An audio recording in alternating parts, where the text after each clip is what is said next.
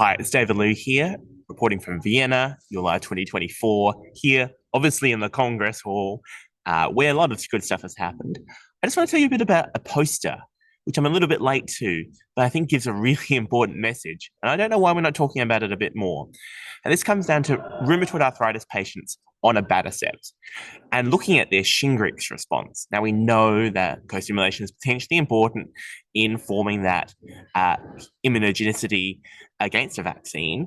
And what have we seen in this is we actually saw in amongst the trial looking at Shingrix vaccination in patients treated with Abatacept.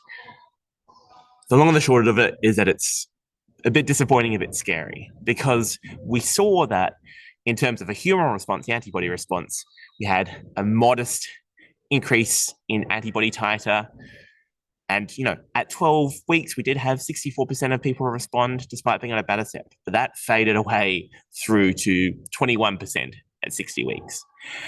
And the titers are really disappointing.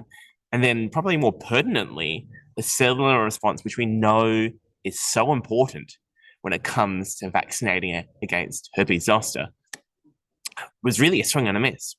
And we really did not see any cellular response at all, basically. So I don't know what this means for our Abatacept-treated patients. We probably need to come up with some better strategies on how we're going to manage this.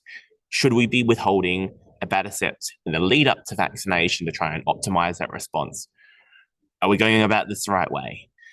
I'm relying on smarter heads, and this poster was from Kevin Winthrop and Jeff Curtis and many other smart minds. So I'm sure they're thinking about how to improve this for our Abatacept patients, so we don't leave them out in the cold when it comes to shingles.